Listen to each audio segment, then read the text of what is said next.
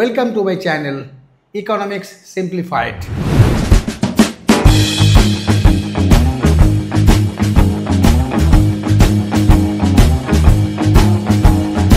আজকের topics elasticity of demand. আমার আগের লেকচারে আমি শর্টে একটু ইলাস্টিসিটি অফ ডিম্যান্ডটা কী সেটা ব্যাখ্যা করার চেষ্টা করেছি, তোমরা নিশ্চয়ই দেখে থাকবে। এবং different type of elasticity of demand কিছুটা আমি ইঙ্গিত দিয়েছি। আমি প্রথমেই বলে রাখি, ডিম্যান্ড মানে ল অফ ডিম্যান্ড আর ইলাস্টিসিটি অফ ডিম্যান্ডের মধ্যে ডিফারেন্সটা কোথায়।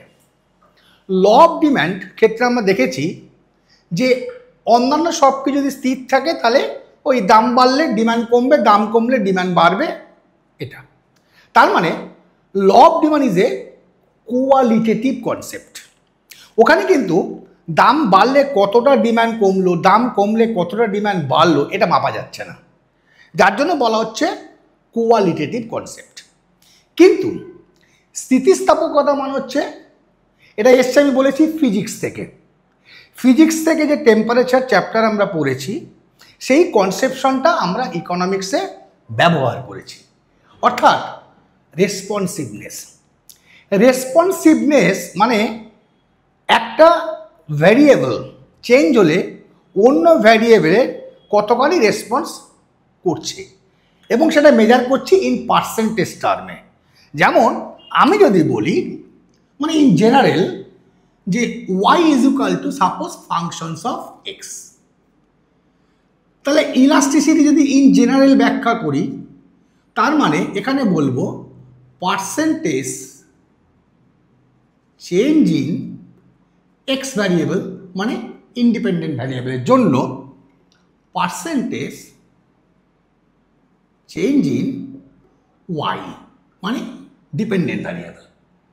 তাহলে এইখানটাতে পার্সেন্টেজ মানে কি, অর্থাৎ এক্সে চেঞ্জ হয়ে হয় ডেল্টা এক্স, তাহলে একে চেঞ্জ হয় কত ডেল্টা এক্স বাই এক্স, তাহলে 100তে চেঞ্জ হয় কত ইন্টু 100। তাহলে এই পার্টটা আমার তলায় যাচ্ছে মানে delta X by X into 100। Similarly এখানে কি করব, ওয়াইতে চেঞ্জ হয় ডেল্টা ওয়াই, একে হচ্ছে ডেল্টা ওয়াই বাই ওয়াই, 100তে কত হচ্ছে, তাহলে ultimately delta Y by Y into 100। এটা কেটে গেল, তাহলে আলটিমেটলি দাঁড়াচ্ছে delta Y by Y into উল্টে গেল এক্স বাই ডেল্টা এক্স। তার মানে delta Y by delta X into X by Y. তার মানে change in dependent variable divided by change in independent variable into initial value of independent variable and initial value of dependent variable. অর্থাৎ এটাকে আমি বলেছিলাম cause, এটাকে বলেছিলাম impact বা effect. তাহলে যেহেতু পার্সেন্টেজ টার্মে আমি করছি, মেজার করছি, তার মানে একটা নিউমেরিক্যাল ভ্যালু পাবো, যার জন্য ইলাস্টিসিটি কনসেপশনটা একটা কোয়ান্টিটেটিভ কনসেপ্ট। ওদিকে ডিম্যান্ড ল আমাদের কোয়ালিটেটিভ কনসেপ্ট, মানে ডিরেকশনটা বলতে পারছি জাস্ট, কিন্তু এখানে আমি মেজার করতে পারছি। এবার ইন জেনারেল ইলাস্টিসিটির ফর্মুলা হচ্ছে এটা। এবার একটু সুন্দরভাবে তোমাকে একটু দেখো চেঞ্জটা করিয়ে দিই কীরকম।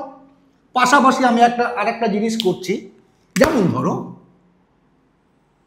আমি বলতে চাইছি যে সাপোজ তোমার এবার D x is equal to functions of P x, মানে ল অফ ডিমান্ডের ক্ষেত্রে যদি আমরা দেখি তাহলে এখানে কে, এখানে ইন্ডিপেন্ডেন্ট ভ্যারিয়েবল প্রাইস, এখানে এর মতো, এখানে dependent variable K demand of x মানে হচ্ছে এখানে ওয়াই।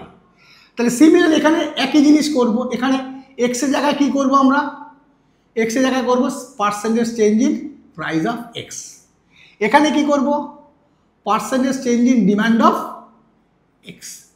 তাহলে এখানটায় কী করব, এখানটায় আমরা করে দেব ওয়াই এর জায়গায় কী করব ডেল্টা ডিএক্স, এখানে কি করব ডিএক্স, এখানে কি করব ডেল্টা পিএক্স, এখানে করব পিএক্স।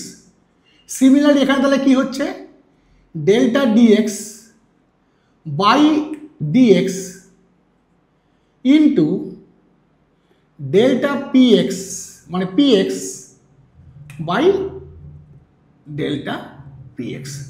তাহলে এটাকে আমরা কি লিখতে পারছি যে delta DX by delta PX into PX by DX, অর্থাৎ change in demand of X divided by change in price of X into initial price of X divided by initial demand of X. এটাকে আমরা বলেছিলাম own price elasticity of demand. Clear?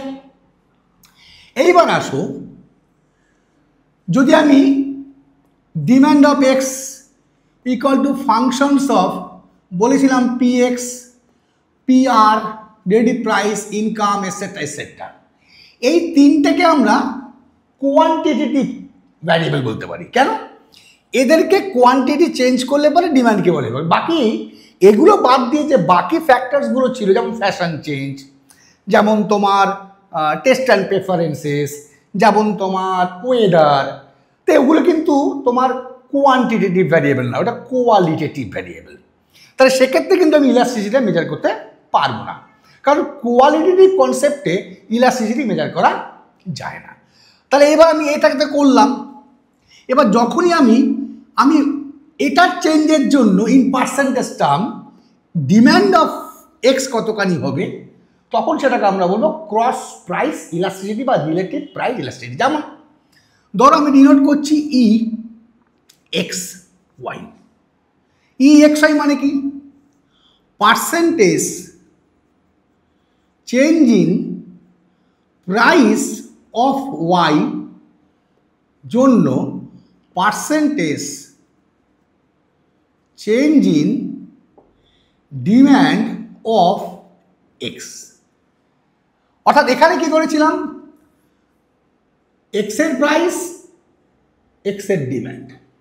এখানে কি হলো, Y এর price, x এর demand. তাহলে ব্যাপারটা কি দাঁড়াচ্ছে? ব্যাপারটা দাঁড়াচ্ছে যে একটা দ্রব্যের দামের সঙ্গে অন্য দ্রব্যের প্রাইসের কীরকম।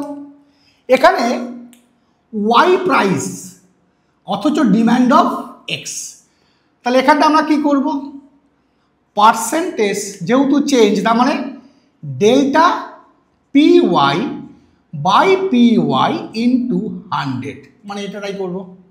এখানে কি করব, delta DX by DX into 100, এই 100 কেটে গেল, তার মানে delta DX by DX into P Y by delta P Y.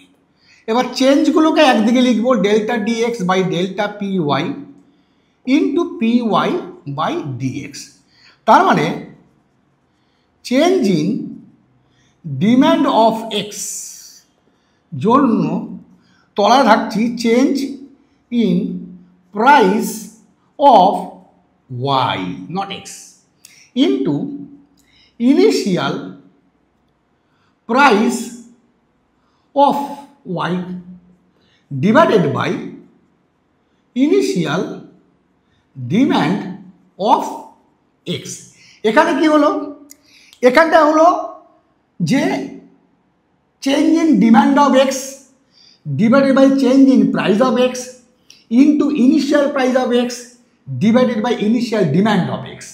এখানে কি পেলাম, change in demand of X due to, এখানে বলছে change in price of Y not X, ওই জন্য বলা হচ্ছে রিলেটিভ বা cross price elasticity.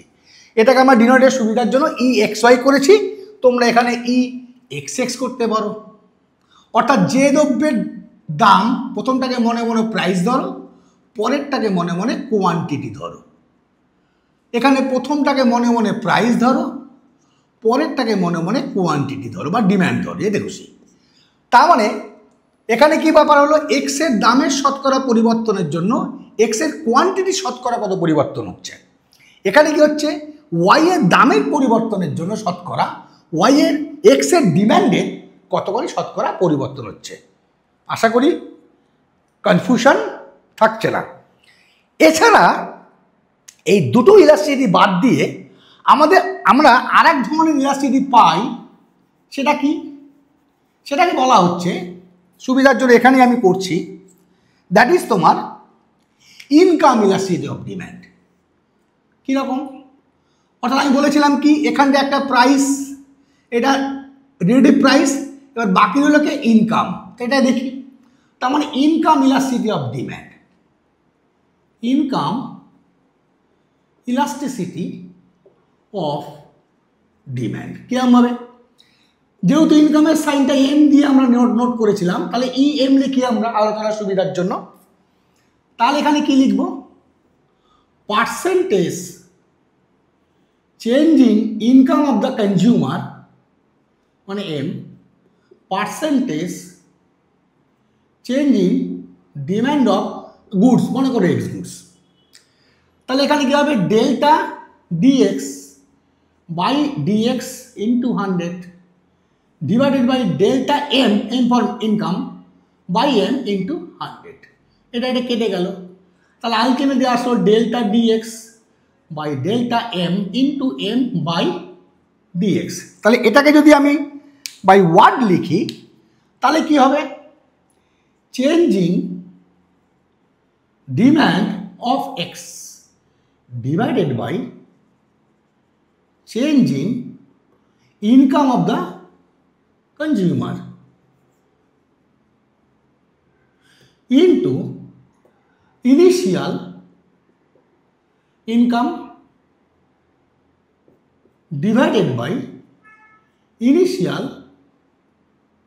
demand of x. Clear? এবার আমরা যেটা আলোচনা করতে চাইছি সেটা হচ্ছে যে এর ভ্যালু দেখে আমরা বলবো কোনটা কি ধরনের দ্রব্য বা ইলাস্টিসিটি কেমন। যেমন ধরো, যেটাকে আমরা বলছি, যদি প্রাইস ইলাস্টিসিটি আমরা আলোচনা করি, তাহলে প্রাইস ইলাস্টিসিটির ক্ষেত্রে আমরা দেখব, এটা বলবো ডিগ্রি অফ প্রাইস ইলাস্টিসিটি। কিরকম? যদি ই এক্স দিয়ে ডিনোট করি আমরা, তাহলে ই এক্স এক্স যদি ইকুয়ালস টু 0 হয়, তার মানে কি? তার মানে এই অনেকটা দেওয়ালকে ঠেলার মতো। কীরকম? অর্থাৎ 1% যদি প্রাইসের চেঞ্জ হয়, তাহলে ডিম্যান্ডের কোনো পরিবর্তন আমরা পাচ্ছি না। অর্থাৎ ব্যাপারটা দাঁড়াচ্ছে যে এটাকে তখন আমরা বলবো completely or perfectly in elastic demand. ছবিটা কেমন হবে? ছবিটা হবে, এদিকে মাপছি ডিম্যান্ড, এদিকে মাপছি প্রাইস। অর্থাৎ দাম যদি P1 হয়, ডিম্যান্ড হলো D1, তাহলে পয়েন্টটা দাঁড়াচ্ছে এইরকম। এখন দাম যদি কমে যায় P2, ডিম্যান্ডে কী হবে? চেঞ্জ হচ্ছে না, একই ডিম্যান্ড। তাহলে ডিম্যান্ড কার্ভটা এরকম হবে। কীরকম হবে না? ডিম্যান্ড কার্ভটা হবে একটা straight line parallel to the vertical Axis. তারপরে প্রাইসের যদি চেঞ্জ হয়, মানে বাড়ুক বা কমুক, যেটা খুশি, ডিম্যান্ডের কোনো এফেক্ট পড়ছে না, তখন সেটাকে আমরা বলবো completely or perfectly in elastic. Clear? এটা হচ্ছে 1 নম্বর। 2 নম্বর আমরা বলতে পারি ই এক্স এক্স যখন ইকুয়ালস টু ইনফিনিটি, মানে perfectly or completely elastic demand. তার মানে কি? তাহলে আমার ডায়াগ্রাম কেমন হবে? অর্থাৎ একটা নির্দিষ্ট দামে ডিম্যান্ডটা হবে অফুরন্ত, মানে D1 হতে পারে, D2 হতে পারে, D3 হতে পারে, এটসেট্রা এটসেট্রা। কিন্তু সামান্য যদি দাম বাড়ে কমোডিটির, তাহলে ডিম্যান্ডের পরিমাণটা শূন্য হবে, তখন সেই কনসেপ্টটাকে আমরা বলবো perfectly or completely elastic demand. এটা একটা আনরিয়ালিস্টিক কনসেপ্ট। কেন? একটা নির্দিষ্ট দামে অফুরন্ত ডিম্যান্ড, আনরিয়ালিস্টিক কনসেপ্ট। এইবার আসো 3 নম্বর, যেটাকে আমরা বলবো EXX, সেটা কি ইকুয়ালস টু 1। তা মানে এটাকে আমরা বলছি unitary elastic demand. Unit elastic demand মানে কি? ইউনিট এসে মানে যার ভ্যালু ইকুয়াল টু 1। এক্ষেত্রে ডিমান্ড কার্ভটা কিন্তু একটা এক্সেপশনাল শেপ থাকবে। কীরকম? এখানে মাপছি ডিম্যান্ড, এখানে মাপছি প্রাইস। তার মানে এক্ষেত্রে পার্সেন্টেজ এটা কখনো অন হবে না। Percentage change in price and percentage change in demand যখন ইকুয়াল হবে তবেই তো ক্যাটাগরি 1 হয়ে যাবে না। মানে 5% ফল করলো প্রাইস, তার জন্য ডিমান্ড তো ল অফ ডিমান্ড বাড়বে, তাহলে 5%ই ডিমান্ডটা ইনক্রিজ করলো, তাহলে 5% কেটে গেল, তার মানে 1। তাহলে ওই জন্য বলা হচ্ছে ইউনিট ইলাস্টিক ডিমান্ড। এক্ষেত্রে ডিমান্ড কার্ভটা একটা এক্সেপশনাল শেপ হয়, যেটা ম্যাথমেটিক্সের ভাষায় বলা হয় একটা রেক্ট্যাঙ্গুলার হাই প্যারাবোলা হবে। এই রেক্ট্যাঙ্গুলার হাই প্যারাবোলা হবে, যার অর্থ এর তলায় তুমি যতগুলো রেক্ট্যাঙ্গুলার বা আয়তক্ষেত্র ড্র করো না কেন, প্রত্যেক কটা আয়তক্ষেত্র বা রেক্ট্যাঙ্গুলারের তোমার এরিয়া কিন্তু সেম হবে। অর্থাৎ এই যে রেক্ট্যাঙ্গুলটা হলো ও এ বি সি আর ও কে জি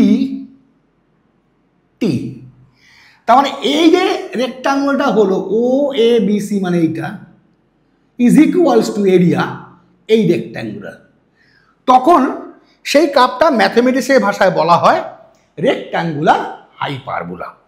কখনোই এই ডিমান্ড কার্ভটা কোনো অ্যাক্সেসকে টাচ বা স্পর্শ করবে না। এটাকে বলা হয় অ্যাসেম্পটোটিক বিহেভিয়ার, অর্থাৎ never touches or intersect to any access. তাহলে এক্ষেত্রে আমি বললাম কখন ইউনিটারি ইলাস্টিক ডিম্যান্ড। এবার আসো 4 নম্বরটাকে বলা হচ্ছে only XX greater than 1। Greater than মানে হচ্ছে সেক্ষেত্রে কিন্তু আমরা এই পারফেক্টলি বা কমপ্লিটলি কথাটা ইউজ করলাম না, সেখানে বলবো অনলি ইলাস্টিক ডিম্যান্ড। এবার ছবিটা কেমন হবে নিজে নিজে বানিয়ে রাখো। দেখো EXX গ্রেটার দেন 1 মানে কি? EXX গ্রেটার দেন 1 মানে এই যে EX এইটা গ্রেটার দেন 1 নাকি না? তাহলে এইটা যদি গ্রেটার দেন 1 হয় তার মানে তুমি যদি ক্রস মাল্টিপ্লাই করো তাহলে percentage change in demand is greater than percentage change in price, তবে না হবে। EXX গ্রেটার দেন 1 মানে হচ্ছে ইলাস্টিক ডিম্যান্ড। এবার EXX গ্রেটার দেন 1 মানে কি? এবার মাল্টিপ্লাই করো, তাহলে percentage change in demand greater than percentage change in price. তার মানে যে রেটে প্রাইসটা চেঞ্জ হবে তার থেকে বেশি রেটে মোর দ্যান পার্সেন্টেজ ডিম্যান্ডটা চেঞ্জ হবে। ওই ল অফ ডিম্যান্ডটাকে মেনটেন করছে, অর্থাৎ 5% প্রাইস ডিক্রিজ করলো, তাহলে ল অফ ডিম্যান্ড মতো ডিম্যান্ডটা বাড়বে, কিন্তু demand will increase more than 5%, তখন আমার এই গ্রেটার দেন 1টা আসছে। ছবি ভুলে যেতে পারো, মনে রাখতে পারো না, নিজে নিজে আঁকো। কীরকম? যে কোনো একটা অ্যাক্সেস ধরে নাও, এদিকে তুমি মাপছো ডিম্যান্ড, এদিকে মাপছো তুমি প্রাইস, যে কোনো একটা দাম নাও P1, যে কোনো একটা ডিম্যান্ড নাও D1, একটা কোঅর্ডিনেশন পয়েন্ট নাও এইদিকে মাপছি P1টা। এইবার এখানে কি বলছে? ডিম্যান্ডটা বেশি হবে as compare to the price change. তাহলে মনে করে এইটুকু তোমার দাম কমেছো P2, এই দাম কমলো, ডিম্যান্ডে তোমার এতখানি বাড়লো, তার মানে এখানে এখন পয়েন্টটা হবে এইখানে, তাহলে এই পয়েন্ট দুটোকে যোগ করে ডিমান্ডটা এরকম হবে। তার মানে এখানে delta D is greater than delta P, তার মানে demand curve will be more platter, demand curve will be more platter. তো ডিমান্ড কার্ভ যখন মোর ফ্ল্যাটার হবে তখন কিন্তু সেটাকে আমরা বলবো মোর ইলাস্টিক ডিম্যান্ড। ক্লিয়ার? তাহলে ছবি আঁকার ক্ষেত্রে, ডায়াগ্রাম আঁকার ক্ষেত্রে যদি কনফিউজ হয়ে যাও যে এক্সামিনেশন হলে এটা হেলানো হবে না স্টিপার হবে, ভুলে যাও, মাথা থেকে উড়িয়ে দাও, নিজে নিজে তৈরি করো। OP1 প্রাইজের ডিম্যান্ড একটা পয়েন্ট নাও, দাম নিজে নিজে কমাও, কারণ এখানে আসল কি পয়েন্ট এখানে, এটা যদি গ্রেটার দেন মানে এই পার্সেন্টেজটা গ্রেটার দেন এই পার্সেন্টেজ, মাল্টিপ্লাই হয়ে গেছে, তাহলে নিজে নিজে আবার দামটা কমাও, ছোট বড় তোমার উপর। তাহলে ডেল্টা ডি এইটুকুনি, তার থেকে বেশি আকারে ডিমান্ডটাকে চেঞ্জ করো। এইবার পয়েন্টটা কোঅর্ডিনেশন পয়েন্টটা যোগ করো, দুটো পয়েন্টে যোগ করে দাও। তা আমার দেখবে, নিজেই দেখবে ডিমান্ড কার্ভটা এক্ষেত্রে অনেক বেশি কি হয়, ইলাস্টিক হওয়ার জন্য অনেক বেশি ফ্ল্যাটার হবে। এইবার আসো EXX যখন লেস দেন 1, তার মানে এটাকে আমরা বলছি inelastic demand, perfectly or completely inelastic নয়। অর্থাৎ এক্ষেত্রে তোমার ডিমান্ড কার্ভটা কেমন হচ্ছে, কি হচ্ছে, কত হচ্ছে সেটা দেখব। এটা লেস দ্যান 1 মানে কি, এটা যদি লেস দ্যান 1 হয় কীরকম, লেস দ্যান 1 আবার মাল্টিপ্লাই করো বোথ সাইডকে, তার মানে change in demand of x less than change in price of x percentage টার্মে। তার মানে এটা কখন হবে, এই ফ্র্যাকশনটা কখন হবে, উপরে 5%, তলায় 7%, তবেই না হবে, কাটাকুটি করে পয়েন্টে আসবে, একের থেকে কম আসবে। তার মানে ডিম্যান্ডের চেঞ্জটা ইন পার্সেন্টেজ টার্ম প্রাইসের চেঞ্জের থেকে কম হবে। কীরকম, দাম কমলো 5%, তাহলে ল অফ ডিমান্ড অনুসারে ডিমান্ডটা বাড়বে, ডিমান্ডটা বাড়বে বাট লেস দ্যান 5%, হয়তো দেখা গেলো 4% বাড়লো, 2% বাড়লো, 3% বাড়লো। তো whatever the change in the price in percentage term, demand will be responding less than that of rate in percentage term. Okay, তাহলে সেক্ষেত্রে তোমার কার্ভটা কেমন দেখতে হবে, আবার বলি, ভুলে গেছো, নিজে তৈরি করো। কীরকম, আমি এটা রেড কালার দিয়ে লিখেছি তোমাদের আইডেন্টিফাই করার জন্য। এই তোমার ডিম্যান্ড, এই তোমার প্রাইস, এই তোমার অরিজিন, দাম নাও P1, ডিম্যান্ড নাও D1, এই একটা পয়েন্ট নিলে। এবার দামের পরিবর্তনটা বেশি করলে P2, ডিমান্ডের পরিবর্তন তার থেকে কম করলে D2, তাহলে পয়েন্টটা এখানে আসছে, তাহলে লাইনটা এই রকম হবে। এবার দেখো এক্ষেত্রে তোমার ডিমান্ড কার্ভটা অনেক বেশি স্টিপার হচ্ছে, তার মানে যত আমার স্টিপারটা এরকম আস্তে আস্তে ফ্ল্যাটার দিকে যাচ্ছে, এই দেখো ইনফিনিটি, যত আমার এইদিকে ঘুরছে ভার্টিক্যালের সঙ্গে প্যারালাল, এই দেখো 0। তার মানে যত ফ্ল্যাটার তত মোর ইলাস্টিক, যত স্টিপার তত লেস ইলাস্টিক। স্টিপার হতে যখন প্যারালাল হয়েছে ভার্টিক্যাল অ্যাক্সিসের সঙ্গে তখন 0, আবার ফ্ল্যাটার হতে হতে যখন হরাইজন্টাল অ্যাক্সিসের সঙ্গে প্যারালাল হয়ে যাবে তখন কি হচ্ছে, ইনফিনিটি। কি বোঝা গেল? এইবার এটাকে একটু তোমাকে ভালোভাবে আবার দেখতে হবে, নিজে নিজে বাড়িতে একটু অঙ্ক মানে ব্যাপারটা ডায়াগ্রামগুলোকে ড্র করতে হবে। এবার আমরা আসবো যে আমি বলেছিলাম না যে গ্রাফিক্যালি ইলাস্টিসিটি কবে মাপা যায়, একটাকে বলেছিলাম পয়েন্ট মেথড,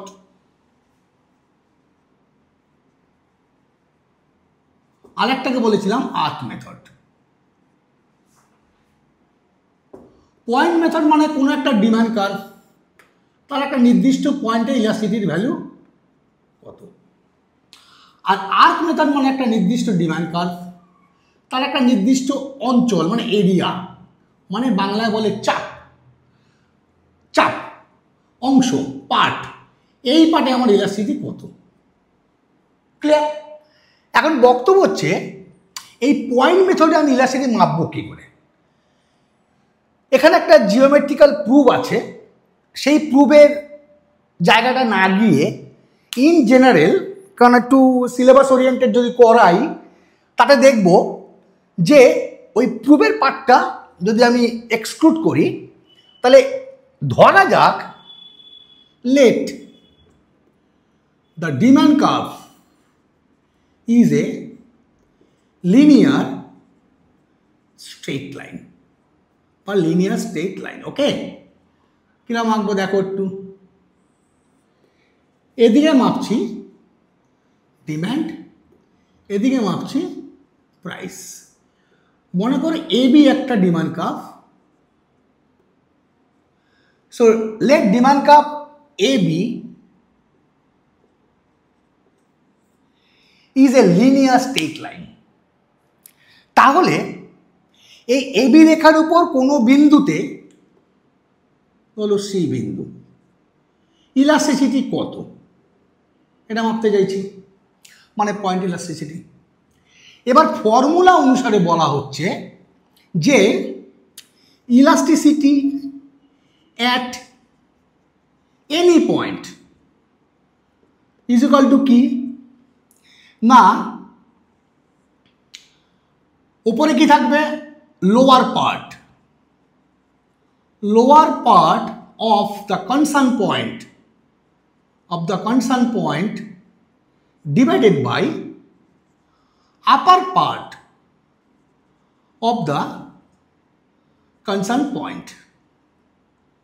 তার মানে লোয়ার পার্ট মানে যে বিন্দুতে যাচ্ছি তার লোয়ার পার্ট, ডিভাইডেড বাই যে বিন্দু ভাবছি তার আপার পার্ট, বা অন্যভাবে বলতে পারো রাইট সাইড বাই পয়েন্টের লেফট সাইড, যেটা খুশি। তাহলে এইবার যদি আমি এই জায়গাটা মাপতে চাই ইলাস্টিসিটি অ্যাট পয়েন্ট, এটা জেনি পয়েন্ট। এবার যদি পয়েন্ট সিতে আসো, তাহলে ইলাস্টিসিটি অ্যাট পয়েন্ট সি কী হবে, লোয়ার পার্ট মানে বিসি বাই আপার পার্ট মানে এসি। এইবার যদি if C is the middle point of AB, তাহলে জিওমেট্রি কি বলছে, জিওমেট্রি বলছে যদি মিডল পয়েন্ট হয় তাহলে ইকুয়াল পার্টে ভাগ করে দেবে সেগমেন্ট, ইকুয়াল সেগমেন্ট। তার মানে এবি সরলরেখাকে, এবি পার্টকে, এবি লাইনকে ইকুয়াল পার্টে করলে কি হবে, BC is equal to AC. তাহলে এইবার যদি আমি বিসির জায়গায় এসি বসাই বাই এসি, তাহলে ইকুয়ালস টু 1। তার মানে elasticity at middle point of any linear demand curve will be 1। Clear? এবার আসো ইলাস্টিসিটি অ্যাট পয়েন্ট বি কত হবে, কি হবে, বি পয়েন্টে অ্যাজ পার ডেফিনেশন কি হবে দেখো, ইলাস্টিসিটি অ্যাট পয়েন্ট বি কি হবে, বি বিন্দু রাইট সাইড, মানে এখন তো সি বিন্দু নয়, এ বি বি বিন্দু, তাহলে বি বিন্দুর লোয়ার পার্ট বা রাইট সাইড কি আছে, কিচ্ছু নেই, শূন্য। বি বিন্দুর আপার পার্ট মানে লেফটওয়ার্ড পার্ট কি আছে, পুরো অংশটা, তার মানে এ বি। এবার সামথিং ডিভাইডেড বাই 0, অনেকে এটা কনফিউজ হয়ে যায়, অঙ্কটা দেখিয়ে দিচ্ছি। সামথিং ডিভাইডেড বাই মানে 0 বাই সামথিং, 0 বাই সামথিং, তাহলে কী হবে, ভাগ করো 5 0 0, তাহলে ভাগ কর কত 0, তাহলে ultimately 0 by something equal to 0। কি বলবে না তো? এইবার আসো, তার মানে এখানে ইলাস্টিসিটি কত হচ্ছে 0। এইবার আসো ইলাস্টিসিটি অ্যাট পয়েন্ট এ কত হবে, এখন এই বিন্দু সেই একই নেই, এবি রেখা, তার মধ্যে এই বিন্দুটা আছে, তাহলে এই বিন্দু ইলাস্টিসিটি মানে কি, এবি পুরো অংশটা বাই 0। এবার অনেকে এখানে কনফিউজ, কেউ বলবে 0, কেউ বলবে 1, মানে ভুলে যায় আর কি। আমি যাতে না বলো তার জন্য আমি এখানে দেখাচ্ছি। এখানে কি বললাম, সামথিং ডিভাইডেড বাই 0, 5 ভাগ 0, তার মানে 0 দিয়ে 5কে ভাগ করবে, করতে থাকো, 5 শূন্য একে শূন্য, 0 দুগুণে 0, 0 3 গুণে 0, অনন্তকাল করতে যাবে। তার মানে এই ভ্যালুটা হচ্ছে ইনফিনিটি। তার মানে এখানে ইলাস্টিসিটির ভ্যালু হচ্ছে তোমার ইনফিনিটি। ক্লিয়ার? এবার এই বি আর সি এর মধ্যবর্তী যে কোনো বিন্দু, যে কোনো, এখানে হতে পারে, এখানে হতে পারে, তার মানে less than middle point and greater than, যা গ্রেটার দ্যান পয়েন্ট বি, তার মানে intersection point with the x Axis.